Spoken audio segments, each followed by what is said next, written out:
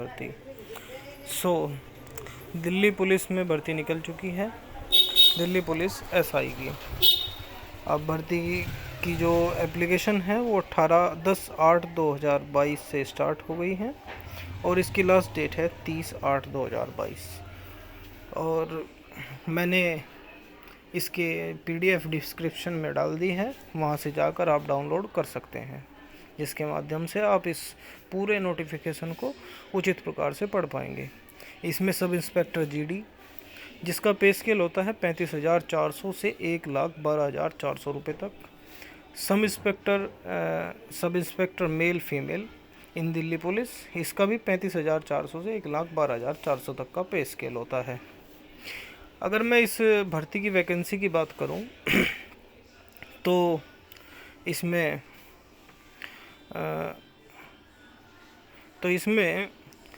OBC, SC, ST, EWS की अलग अलग सीटें दी गई हैं। कुल मिलाकर 180 सीट ओपन में एक्स सर्विसमैन की 13 सीट हैं और एक्स सर्विसमैन स्पेशल कैटेगरी की 12 सीट हैं और डिपार्टमेंटल कैंडिडेट्स की जो हैं 23 सीट हैं। तो कुल मिलाकर 228 सीटें हैं।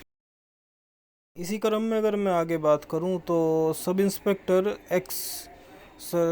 इसमें दिल्ली पुलिस फीमेल की अगर सीटों की मैं बात करूं तो ओपन में 112 सीटों के लिए आवेदन मांगे गए हैं। बीएसएफ में मेल फीमेल की अगर हम बात करें तो आप सारणी के माध्यम से इसे उचित प्रकार से समझ सकते हैं। और जैसा कि मैंने पहले भी कहा है कि मैंने इस भर्ती की नोटिफिकेशन का पीडीएफ का लिंक अपने डिस्क्रिप्शन बॉक्स में दे दिया है। आप डिस्क्रिप्शन बॉक्स पे जाके आप साइट पर विजिट करके इस पीडीएफ को डाउनलोड करके अच्छी प्रकार से पढ़ सकते हैं। जैसा कि आप अपनी स्क्रीन पर देख भी पा रहे हैं, आप पढ़िए, लगातार इसको देखते रहिए जी।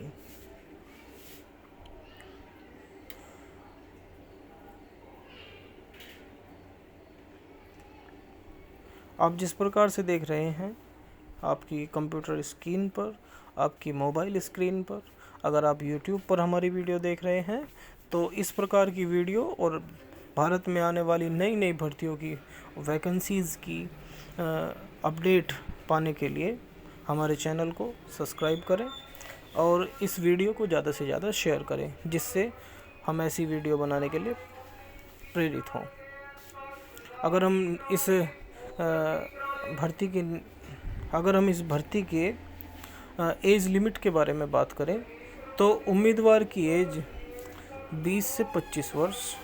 और अगर मैं आरक्षण की बात करूं तो अलग अलग कैटेगरीज में अलग अलग आरक्षण देयमान होगा, जिसे आप उचित प्रकार से अपनी स्क्रीन पर देख पा रहे होंगे। इस प्रकार से अलग अलग कैंडिडेट्स को अलग अलग प्रकार से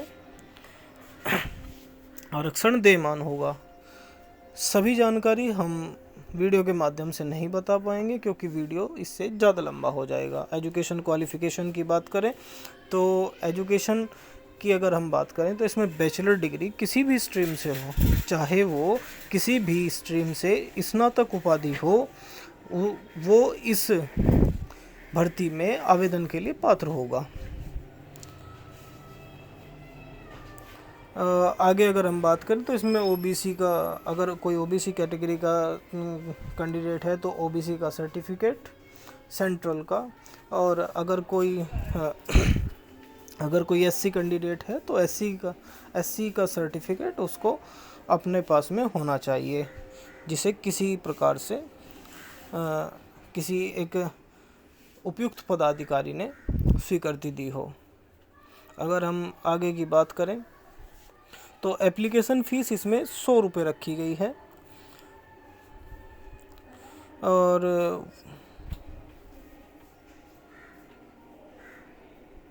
100 रुपये फ़ीस आप दे करके इसमें अप्लाई कर सकते हैं। लास्ट डेट हमने आपको इसकी बता ही दी है पहले ही। तो जिस प्रकार आप अपने मोबाइल स्क्रीन पर देख पा रहे होंगे कि पूरी वीडियो में हम आपको यही बता रहे हैं कि किस प्रकार से होगा। अगर मैं सेंटर की बात करूं, एग्जामिनेशन सेंटर की बात करूं, तो जो सेंट्रल रीजन है जैसे आगरा, बरेली, गोरखपुर, झांसी, कानपुर, लखनऊ, मेरठ, प्रयागराज, वाराणसी, बेंगलुरु, मुजफ्फरपुर इत्यादि ईस्टर्न रीजन के जो कुछ हैं आप इसमें अपने कंप्यूटर स्क्रीन पर देख सकते हैं। कर्नाटका जो रीजन के हैं लोग, उनके लिए जो सेंटर्स हैं वे भी आप अपनी स्क्रीन पर उचित प्रकार से देख पा रहे होंगे, ऐसी मैं आशा करता हूँ। नॉर्दर्न रीजन के जो लोग हैं वे अपना ये सेंटर्स भर सकते हैं। नॉर्थन ईस्टर्न रीजन के जो लोग हैं वे अपने आधार पर अपना एग्जामिनेशन सेंटर अपनी सहूलियत के हिसाब से भर सकते हैं। वेस्टर्न रीजन के अलग अलग रीजन के, नॉर्थ साउथ अलग अलग रीजन के अलग अलग इसमें एग्जामिनेशन सेंटर दिए गए हैं, जिससे किसी को कोई समस्या ना हो। मगर इस भर्ती की सिलेबस की बात करूं तो इसमें जनरल इंटेलिजेंस के 50 प्रश्न पूछे जाएंगे और जनरल नॉलेज के 50, क्वांटिटेटिव एप्टीट्यूड के 50, इंग्लिश कॉम्प्रहेंशन के 50 प्रश्न पूछे जाएंगे। अगर मैं इसके जो क्वालिफाई होंगे उसके बाद उनका सेकंड पेपर होगा जो कि इंग्लिश लैंग्वेज का होगा, जो कि 200 नंबर का होगा और 2 घंटे का पेपर होगा, जिसे उचित प्रकार से अभ्यर्थियों को पास करना होगा। इसे पास करने के पश्चात इसमें आपको फिर उसके पश्चात में फिजिकल आपका होगा। इसमें आपको जो छूट भी मिलेगी, जैसे किसी ने एनसीसी किया है, एनएसएस किया है या किसी भी प्रकार का कोई भी, अगर जैसा कि आपकी डिस्प्ले पर दिखाई दे रहा है, अगर कोई किया है तो उसको उसी के आधार पर आरक्षण भी मिलेगा। ये जनरल नॉलेज और क्या नाम है, क्वांटिटेटिव एप्टीट्यूड, इंग्लिश कॉम्प्रहेंशन इत्यादि के बारे में पूरी जानकारी आप अपनी मोबाइल स्क्रीन पर देख पा रहे होंगे। और जैसा कि मैंने पहले भी कहा है कि आप डिस्क्रिप्शन पर दिए गए लिंक पर जाएं और सरकारी रिजल्ट से इस पद के लिए जो नोटिफिकेशन जारी हुआ है वहां से डाउनलोड करके और इसको उचित प्रकार से पढ़ पाएंगे। अगर मैं हाइट की बात करूं तो इसमें मेल कैंडिडेट्स के लिए 170 सेंटीमीटर और फीमेल कैंडिडेट के लिए 162.5 सेंटीमीटर।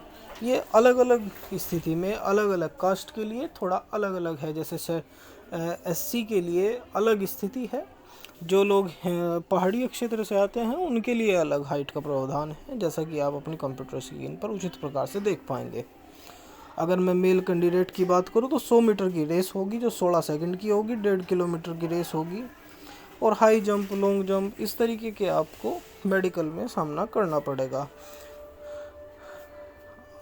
मेडिकल में आपका मेडिकल एग्जाम, इसके बाद फिजिकल एग्जामिनेशन के बाद आपका मेडिकल एग्जामिनेशन होगा, जिसमें आई टेस्ट होंगे या फ्लैट फुट, नोक नी आदि चेक होंगे, जिससे ये पता लग सके कि क्या आप वास्तव में इस परीक्षा के लिए, इस पद के लिए वरीय हैं या नहीं। मेडिकल एग्जामिनेशन के पश्चात आपको ट्रेनिंग के लिए भेज दिया जाएगा। अगर वीडियो अच्छी लगी हो तो लाइक करें, शेयर करें, सब्सक्राइब करें और नई नई वीडियो देखने के लिए हमें प्रेरित करें। धन्यवाद। मैं शुभम कुमार देसावर इस नई वैकेंसी की जानकारी देने के बाद आप सभी लोग से विदा लेता हूँ। इसमें sub inspector, Delhi police, border security force इत्यादि इत्यादि की वैकेंसीज निकली हुई हैं। Thank you.